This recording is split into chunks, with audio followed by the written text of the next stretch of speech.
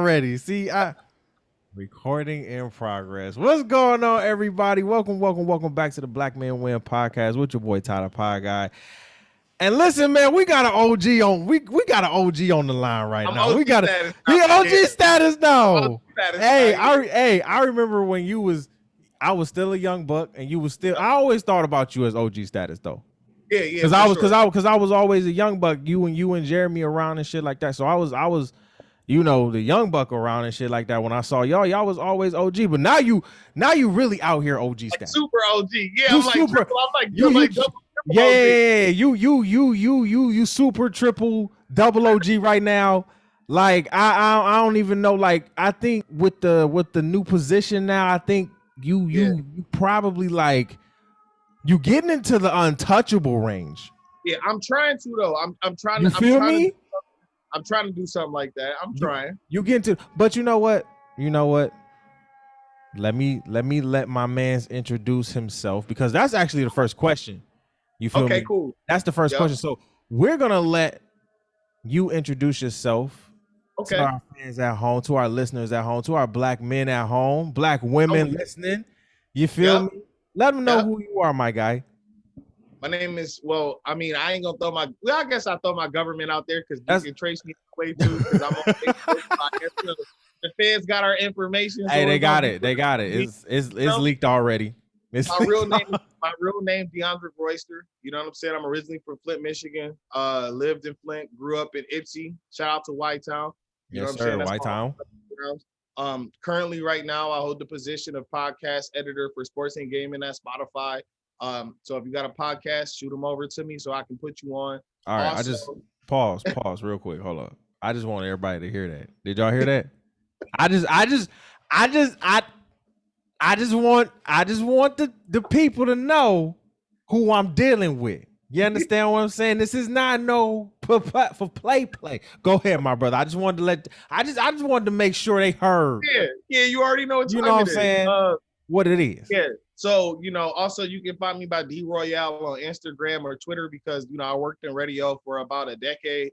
I DJ, I host events. I do a little bit of everything in the entertainment space, in the creator space. I write. I got a podcast of my own called Real Spit with Royale. So I do a little bit of everything. You know what I'm talking about? So for me, I'm just happy to even be on here. But that's my introduction. You can find me on all of those names that I just listed. And if you ever want to get in contact, my email, realspitroyale@gmail.com or just droyale1045@gmail.com. You can always email me, get in contact with me for creative concepts, anything that you want to do business-wise, hit me up, holla at me. Y'all hear this, man? Do y'all hear this, man? Now let me break down me and D's relationship, right? Yeah, please do, because I don't think they understand. We've been affiliated from soil. We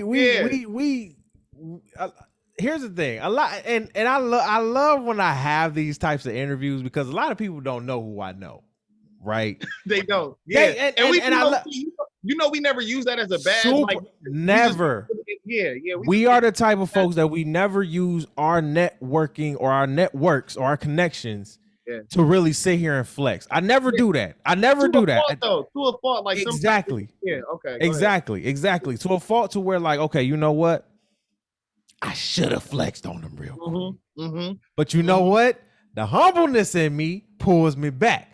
Yeah. But me and Roy go back all the way to Michigan, my nigga. Like, like early 2000s. I think I met you around like 03, 04. No, I met you like 02, 01. Like, yes, bro. You was a baby. Yes, bro. Yeah. Yes, bro. I was probably 7, like 8, 7, 8.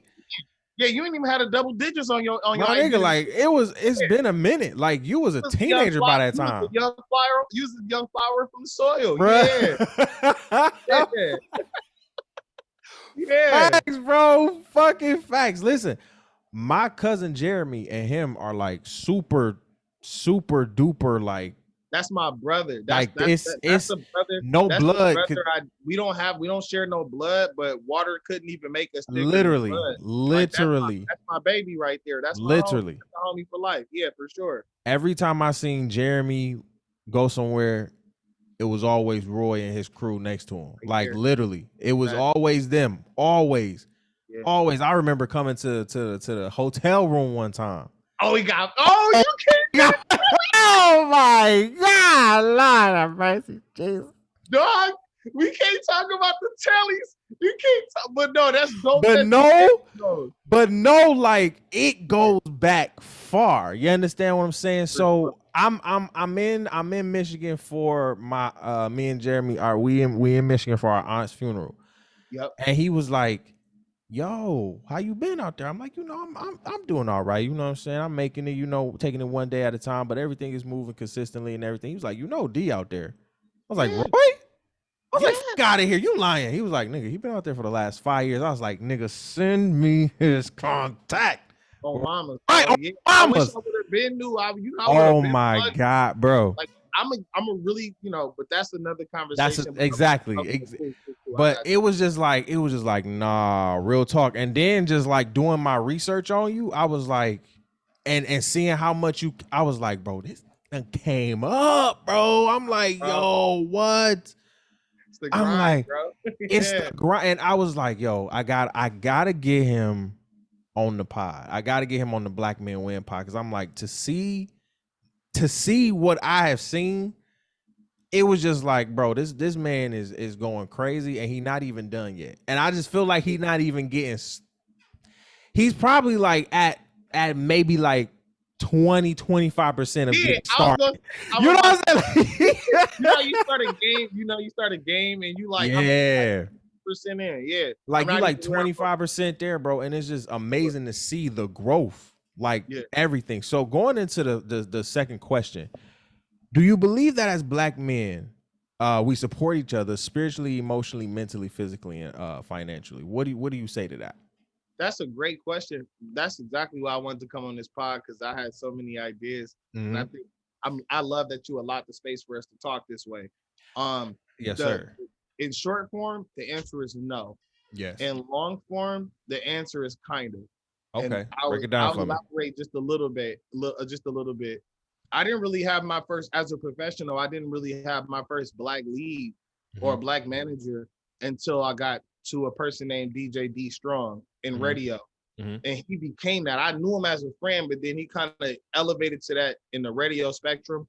And it was dope because that was my first time ever being able to say that a Black man is leading me in my professional realm. Right. I would say in a long form, not really, because we compete too much. Like Black men are always yeah. But I feel like I can't blame Black men for that, because we are kind of at a disadvantage because we've been trained to compete. Yeah, we've been trained to compete with each other. Also, we occupy spaces. When you get more successful, you realize there's less and less Black men along the way. And so when you see another Black man in the room, you thinking like, okay, that's my competitor, as opposed to thinking, that's my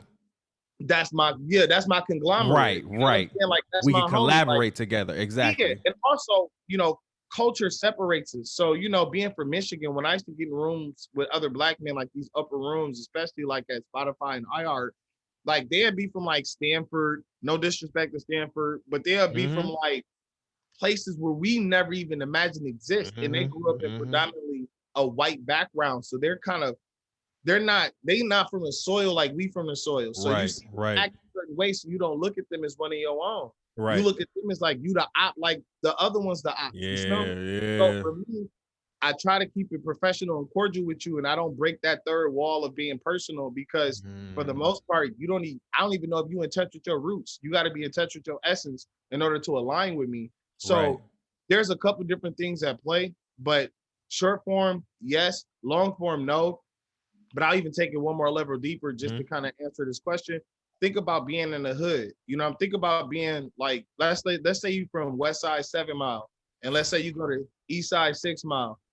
They not looking at you as you bro. They looking at you like you're the op. Even if you're not even affiliated, just low key, whatever. They look at you like you food, especially if you dip. Like if you saw stuff, they gonna look at you like dog, like he a lick. You know what I'm saying? But at the same time, you're really not. You just handling your business, doing your stuff, and now you feel like I'm over here and they don't know me. So now they be, it's weird shit like that at play. And there's so many layers to peel back. But I will say that for the most part, if you're a real black man and you understand where we come from, you're gonna help another black man. Especially, And I think age happens too. Like you are more prone to help a younger black male than you are an older or same age black male. And I think that's something that we need to reverse and fix as well. That's just my answer to that. Yeah. I want you to save that because that's gonna go into our fourth question. Because I want you and I want you to remember like most of what you said, because that right there really, that not only did you answer the second question, but you was kind of going into answering the fourth question. So I want you to hold that. Okay, right? Cool. Yeah. And then in a sense, what you did, and see, this is why this man is flawless at his job. You understand what I'm saying? Because he doesn't even know the questions, and he kind of just answered like damn near all the main. I be leaning. It was just like, I'm like, did he just damn near answer all three questions and all in one sentence? Like, it's just weird because like the third question is like, do we let our generational curses in our community of black men hinder us from experiencing and realizing our true potential? And you was hitting on it. That's a great question, and I'm glad I leaned into it because it made this a little bit of a shorter answer. Yes, I think we carry a lot of generational curses. And I'll say this from a person who is directly derived from a generational curse. We, as black men, we are trained to we feel like if we're providing, we're doing the best, right? Yeah. Oh, I put food on the table. Prime time example, Papa Price. When I lived with him, he was like, look, I put food on the table, house over your head. Yep. Energy in this building, like know what I'm saying? Like you getting the best. Like I'm giving you everything I got. We've been taught to feel like, sweat equity is the pinnacle of our providing, and it's not. The pinnacle of our providing are shared experiences. So when black men procreate, we don't understand that we're storytellers. And when just like podcasting to me is a great space for black men. Absolutely. I feel like it's better than the actual sweat equity and physical labor that we put forward towards our families, because those generational curses teaches us that I go out in this world and I let these people enslave me for your benefit. And I don't think that's true. Let me ask you a question. Why do you think, because I agree with you in a sense that in our new generation, the sweat equity is kind of I don't want to say diminished, but it has definitely calmed down since our parents, our grandparents, our aunts, uncles, who have kind of looked at what we do and kind of I don't want to say toot their nose up, right? But maybe raise an eyebrow and be like, what you And so and I don't think it comes from a place of malice.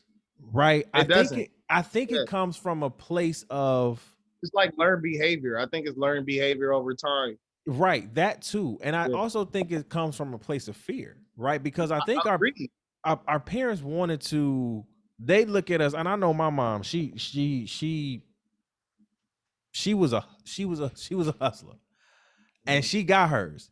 And she showed me early how to, I'm working at MGM Grand, but I'm also on the side at church putting in these orders. Hey, yo, son, can you help me make this website? I'm at like 10, 11 years old helping my mama make a website. She getting you in the game early. She get me in the game early, and I'm not even like thinking about it like in that mindset. So what is that? How can we, I don't want to say get our OGs to understand what we're doing, but maybe come to like a common ground, if so? Right. That's a good follow-up, like 1A, 2B question. Right. And I think you're right. I think for a lot of us, especially as young black men, if you grew up with your mom predominantly, and I'm speaking, from Michigan terms, right? Yeah. Facts. All of my family worked in the factories. You know what I'm saying? They worked at the plants. Yeah. So growing up, if you ain't have a job at the plant, your job was looked at as lesser. Exactly. Yeah. If there's no benefits. If you let's say you worked at TJ Maxx, there's no benefits. There ain't no benefits for that shit. You feel me? Your family got dental, medical, none of that insurance. know if they looked at that as you got a lesser job because my job comes with more, outside of just pay, my job comes with more. So if you have Blue Cross Blue, like for instance, if you have Blue Cross Blue Shield, it was looked at as having a great job because if my daughter break her arm, I can take her to U of M hospital or Hurley or whatever hospital, and she gonna get the best of treatment. But if you have Medicare, people looked at you like, but that's a little bit of a classism. And now as we get older and we become the adults and they get ready to get aged out and they're retired, collecting Social Security or whatever pension they get, you know what I'm saying? They looking at us like, when I tell my mom I'm a podcast editor, you know what I'm saying? She look at me like, what the fuck is that? And I look at her like, what? Like, are you not understanding that the world is changing and they're in flux? So they're looking at you like, oh wow, you're creative. That don't sound like a job to me, because they don't understand before technology advanced and before society got to where it's at now, there was always a middle ground for people to be creatives and make money. There's people on TikTok that make 100,000 a year just off TikToks. Oh my God. Feel me? And they don't understand that concept. That concept is foreign to them. And unless there's child is actually doing it. Facts. Right. That's what I'm saying. You got to be directly into what's happening. So if your child's a podcaster and you can't explain to your mama friends or your daddy friends like that my child is paying the bills and making extras off the fact that they creating on some social media platform, then it's hard for you to put in words and respect what your children are doing. Exactly. So I'll say this for our generation, and to sum this up, it's hard for them to have a middle ground because they don't understand what we're doing. And you have to be phonetic with them. You have to really sit down and really show them step by step, and then they understand, because they're a step by step generation. They only understand that hard work. That's a good one. They only understand that hard work equals money. They don't understand this new equation that we put into play that's running the world right now. So that's the only way you get middle ground, is if you have patience with your older family and you sit down and step by step them to make it make sense for them. That's the only way you're gonna have middle ground as a creative with your older family who only know labor equals money. Right. That's because I have step by step my mom, and she knows now. She knows what's good. Yeah, she know now. Yeah, and she gonna figure it out. Because she know now. Because when you booming, when you booming, and she gonna be like, "How my son making this money?" You're gonna be like, "I told you back in, you know what I'm saying, 2016, it was gonna pop. It just take a little bit of time, you know." But they understand that because they started working when they was like 14, 15. They dropped out of school, or maybe they didn't stay in school, but they understand by the time they was 21, they was making six figures if they was putting in that real work. So they understand it. It's just not physical labor to them, so it doesn't compute initially. So just push a little forward with them and be patient. They'll understand when they see the residuals coming in. And they will. They're gonna be like, "Hey son, let me get a couple dollars there. What you got? What you got?" Be like, "All right, mama. I see you pull up in that thing. What you got in them pockets? Right. What you got in them pockets? Oh shit, nah. Come on now." Be like, yeah. You see what I'm? Yeah. I got you. So I told you to save that last point, right? Because the fourth question is, what can we do better as Black men? And that's why I told you to say this point, because what can we do better as Black men individually to help improve our overall community for the next generations? Yeah, that's a great question. And I'm not gonna Steve Harvey you, because I don't believe in a lot of the things that older Black men subscribe to. This man says go to church. I'm not gonna tell you to go to church, get a good God-fearing woman and work 29 hours a day. I'm not gonna tell you that.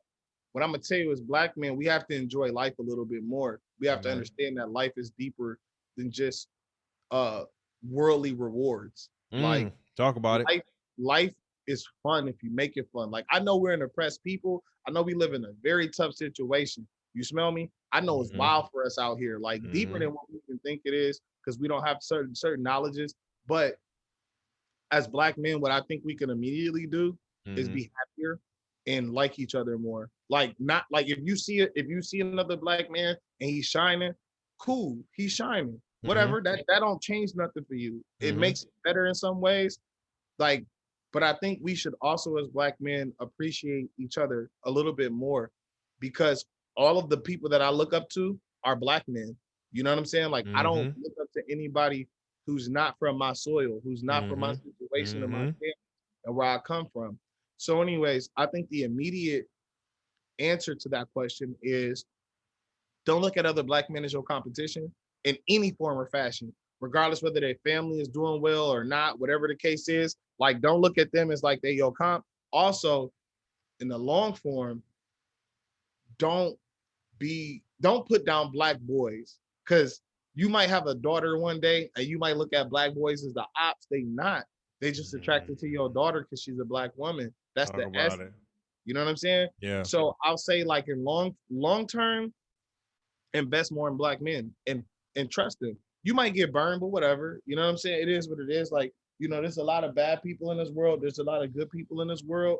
But if you gonna bet on Black. You know what I'm saying? Like, you want to empower your Black boys. How can we be happier together as Black men, like, and trust one another more as Black men? Because That's a layered question. That's a great question. Because I have this battle in my head, because I'm like, okay, we making some. I see us making some progress, man. I see us really supporting each other. Like, I listen. I think so too. I see it, but then. There's always a but then. It's always a but then with us, right? Yeah. It's always a but then. It's like we kind of go overboard, and we shooting each other, and we doing this and we doing that, and it's like, y'all, come on now, like, for real. Tough. And that's tough. And I'm sorry, go ahead. No. It's tough. Like, and that's a whole conversation, right? That's a layered conversation, right? That's a deep dive, yeah, for sure. But it's like, yo, our lives are getting taken, really, really quickly, y'all. Like, like early. Yo, Roy, I see too many of my young brothers who are not making it. Either they're in the penitentiary, they're either getting locked up, or they're either getting killed younger and younger, or their situation already cuts their lifespan short. 16, D. Yeah. Like, I can say out of this year, I've seen at least like 4 to 5 stories. Yep. Young Black man, less than 17, 16 years old, dead, killed. Yep. Gone. Or institutionalized to the point where they doing they doing 40 years. They 17 getting hit with a 20 or a 30 piece. Easy. I'm like, what? First, second offense, like nothing coming back. You smell me? Like, it's crazy. And I'm just to answer your question. I'm sorry not to cut you off. No, you good. No, you good. Go ahead. My answer to that question is, we need to, like I said, it starts when you're a boy, but there's this quote where it says it's easier. And I think, I don't know if Harriet Tubman is somebody that said this way back a long time ago, but they said it's easier to. Now, I don't think it was Harriet, it's somebody, but I don't want to be misquoted. But it's easier to build a boy than to repair a broken man. Mm-hmm. And I think our society has to rethink a lot of things that we've been taught, because yeah, you're right. We have a lot of broken men in this world who reproduce. Yeah. So if the broken man reproduces and we don't fix him, what is? Wait a minute. Hold on. Say that one more time. Say it one more time, D. We have a lot of broken Black men who what? Who reproduce. Yeah. I want y'all to hear that, like, for real.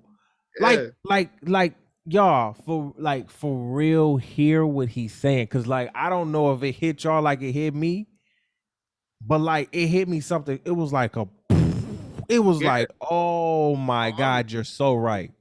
Oh, mama's like, when you get to certain, this is why I hate the atrocity of Black men not being able to grow up and get older, because people hate getting older, but wisdom comes with age if you're doing it right. Wisdom and understanding comes with age, because you've seen everything 30 times around by the time you're 33. I'm 33. Right. So I never thought I'd live to be 30. I'm gonna just keep it a stack. I thought I was gonna be dead at like 26, 27, or probably before that.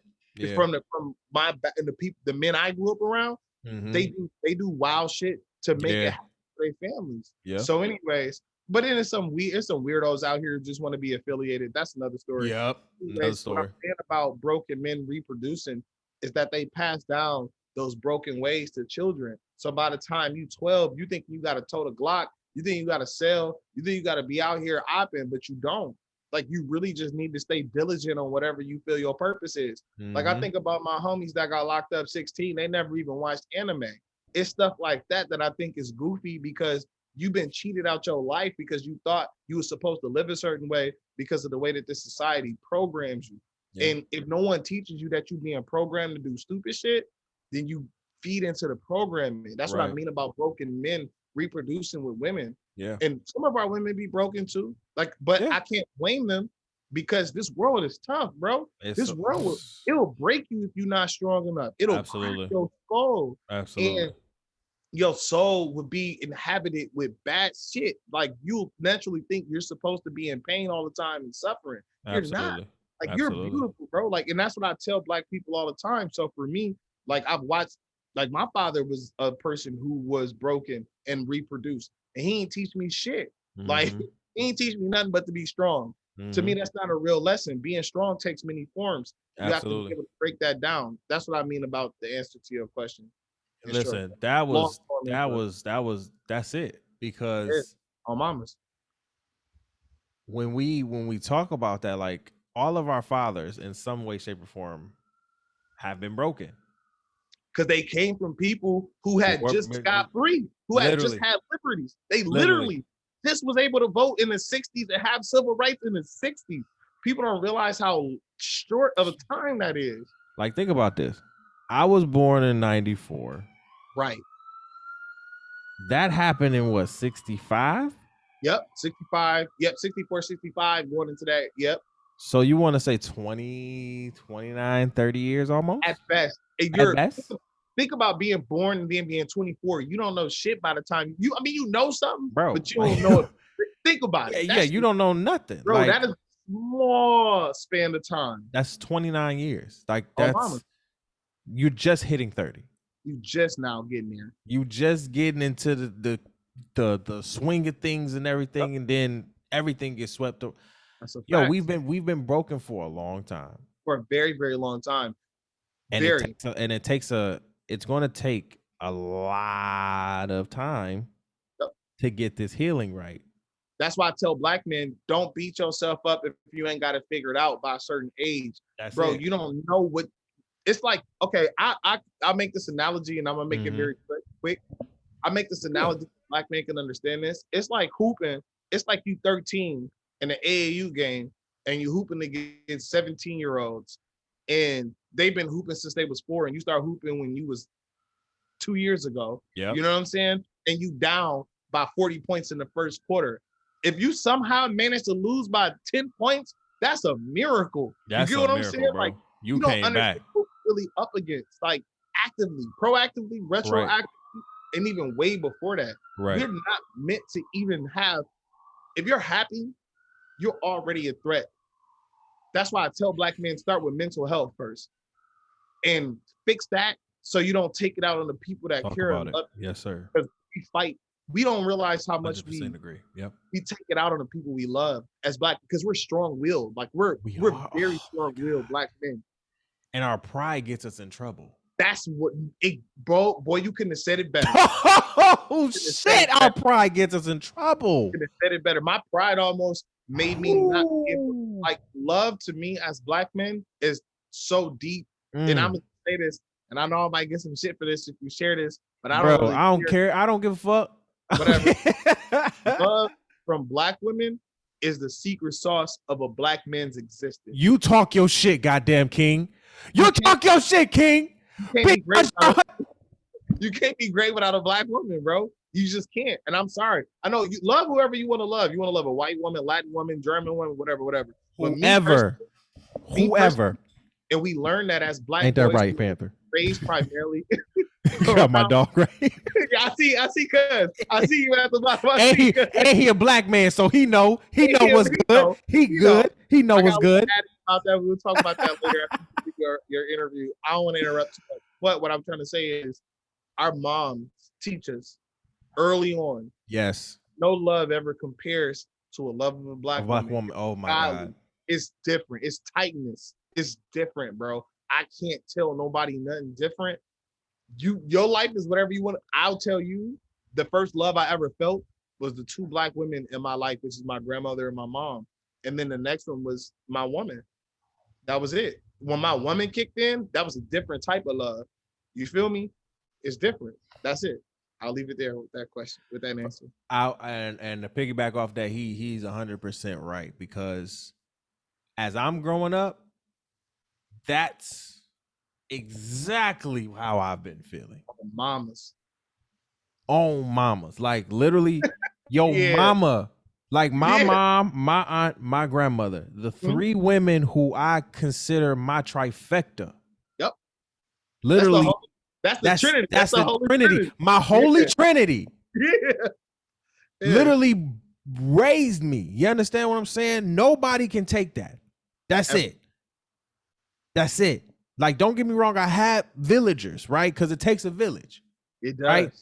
But those three right there held me down. Still do. Yeah, that's your foundation. And they'll never leave you, bro. No matter what you do, they'll never leave you, bro. That's a love that I don't think people understand. They will never forsake you. Now, y'all might get beefed out. Y'all might argue. Yo, but you can do all that.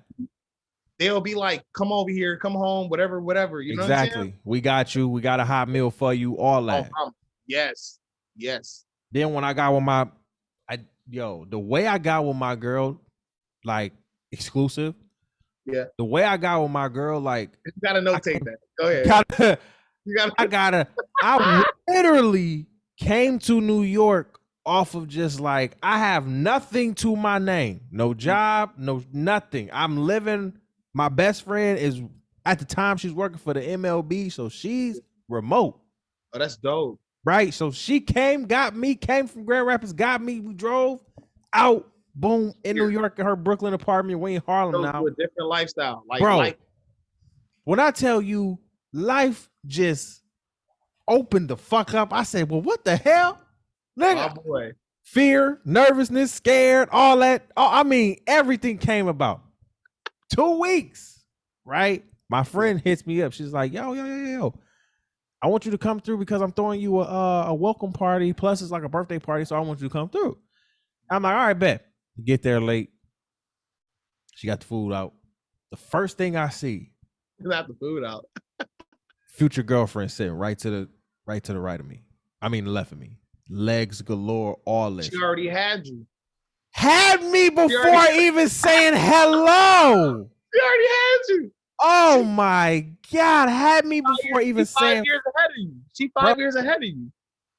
She's like, she don't even know. I already got cuz. It's over. It was so crazy because from that night on, we've been fucking inseparable. Easy.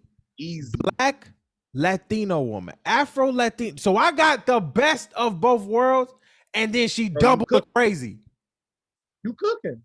Okay, you cooking. Yo, when I tell you, it's a type of love, and we've explained this to each other, right? Because we're in love. I'm saying we're not in love yet, but we love each other. You understand what I'm saying? We on that cusp. If you tell your life story, you can't tell it without her being involved. That's how you know it's there. I can't. Right there. Yep. I can't.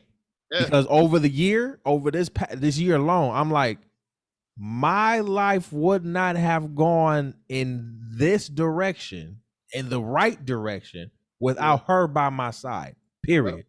Yep. That's flat out.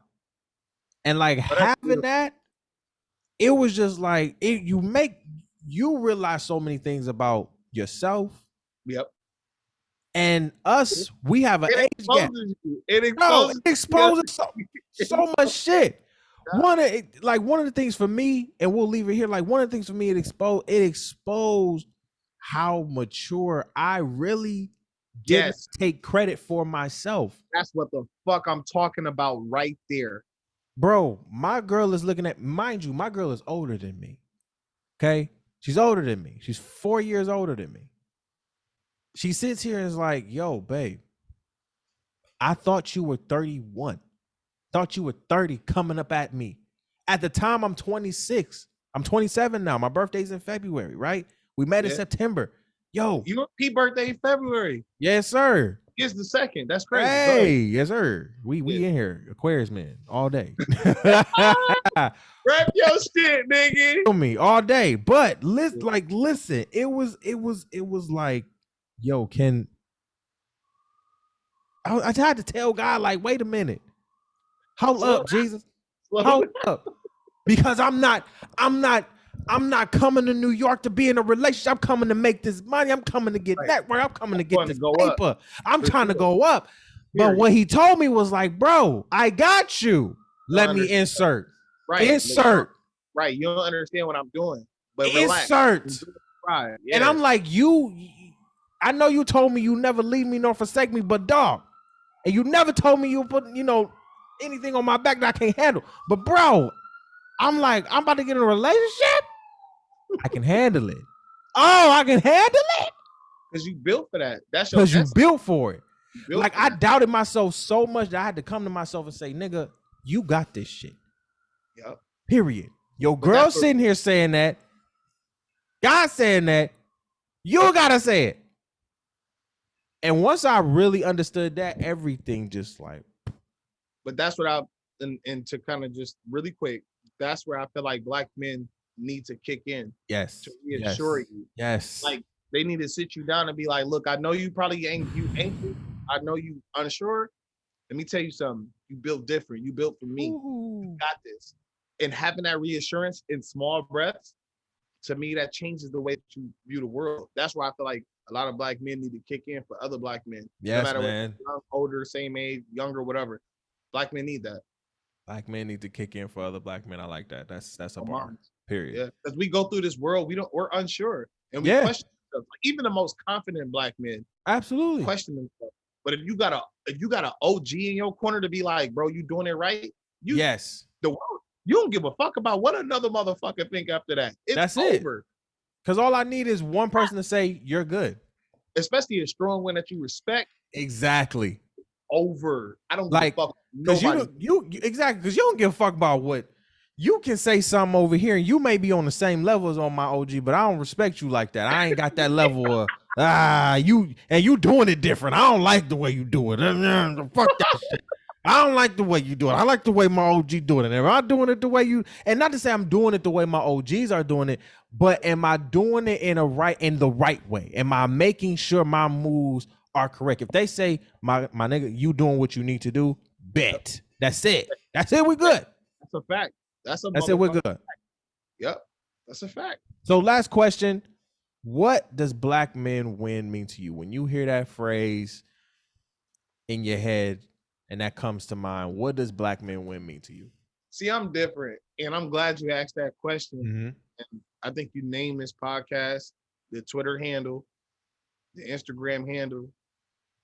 I'm glad you named it this because I was so passionate and I felt so happy to be involved with this because to me, when I hear black men win, I think Black men win in ways that we don't understand. Like, see, we're capitalistic. Come on now.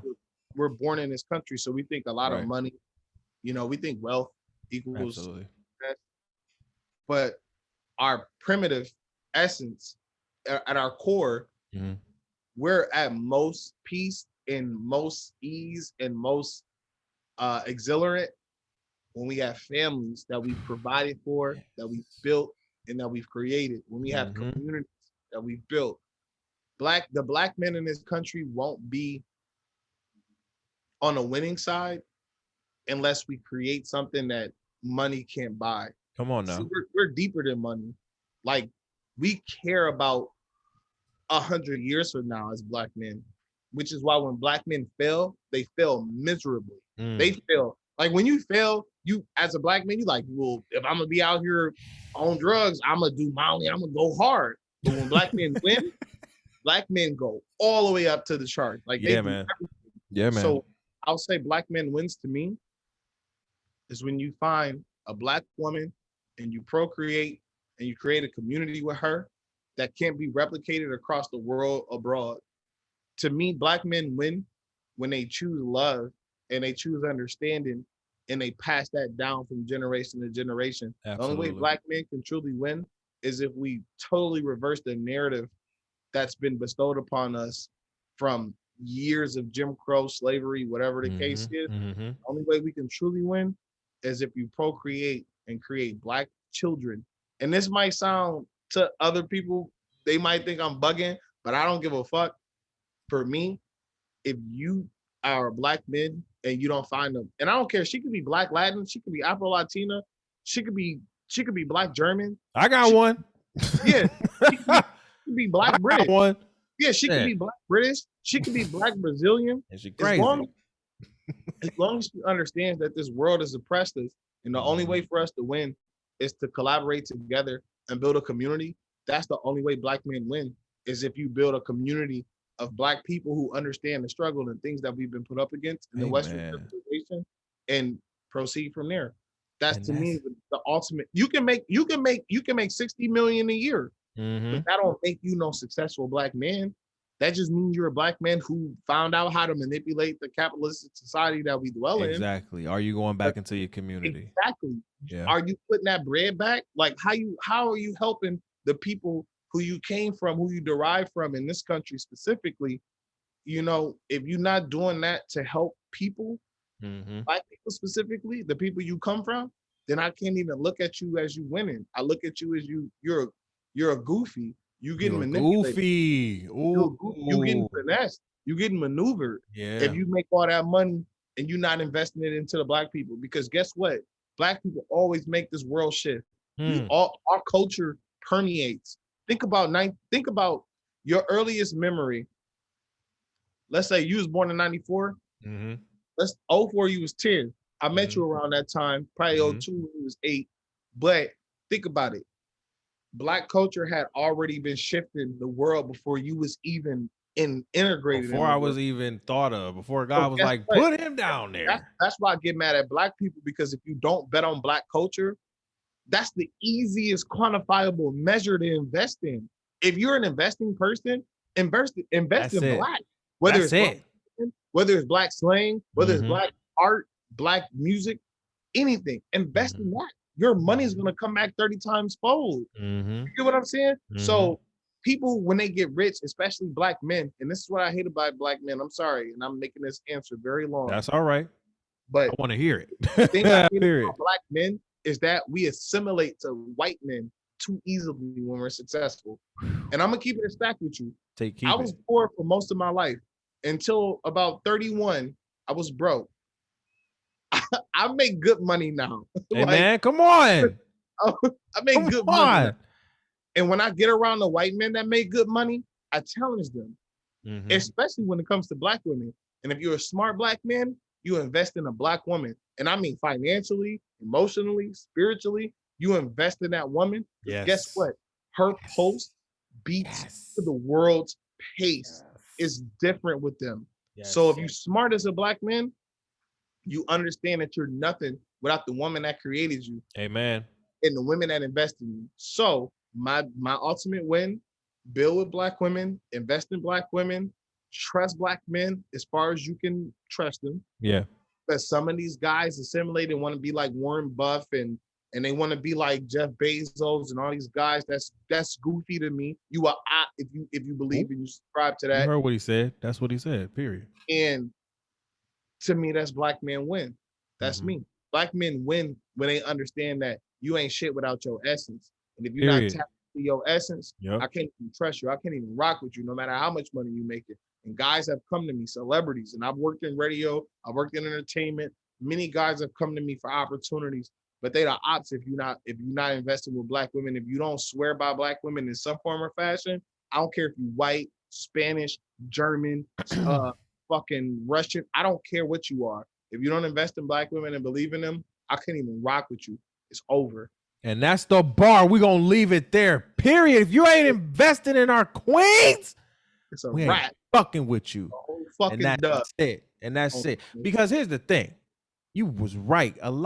The fact that a lot of black men don't invest in black women, let me just say, first of all, I want to say 1, 2, 3 of our first 10 sponsorships that we have with the Opinionated Brother podcast were black women.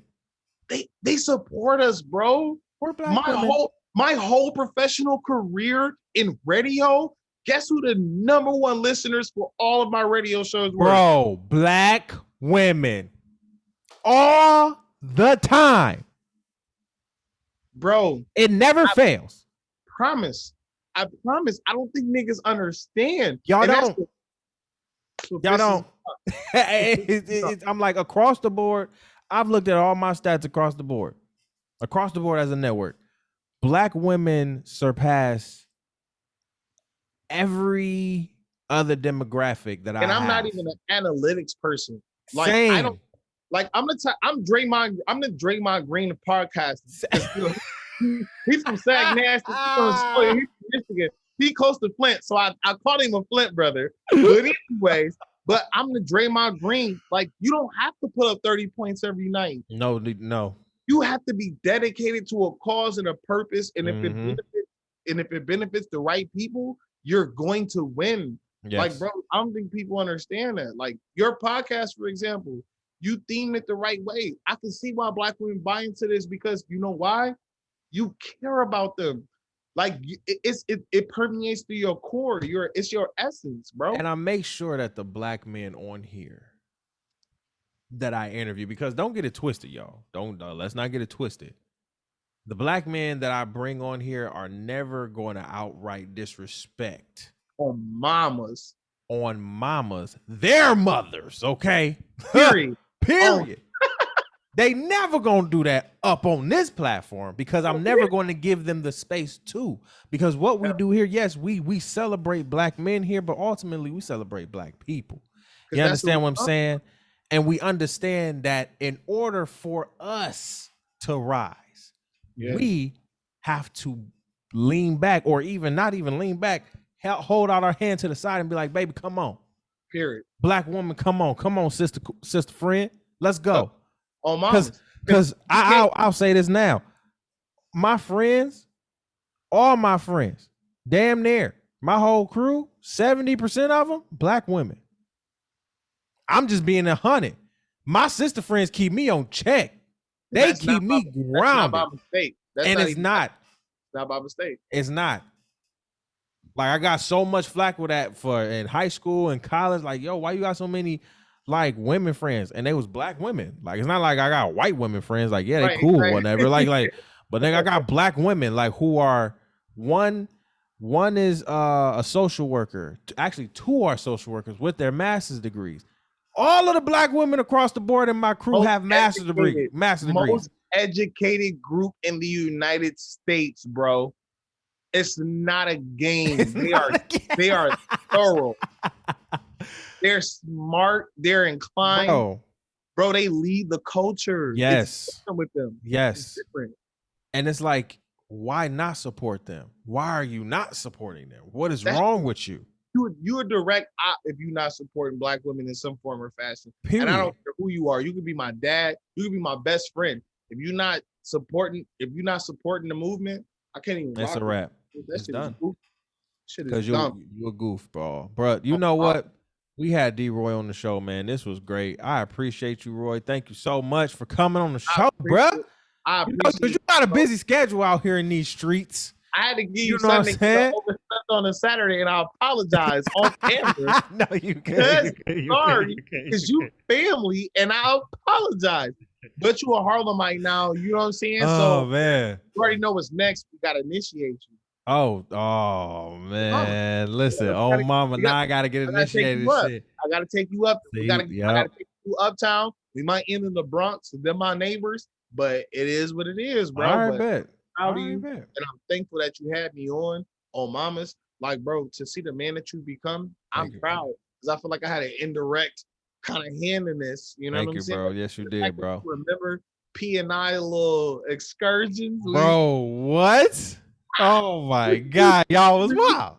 Dog, we did the thirsties. You smell me? We did the thirsties. Oh my God, it was crazy. It ain't gonna be like it used to be. It's gonna be more grown man. Exactly. You owe me a function. You owe me one. I got you. You let me know when I'm there. Next weekend, we clowning. You All smell right, me? We fooling. We doing the fools. All right, we doing the fools. We up in the fools.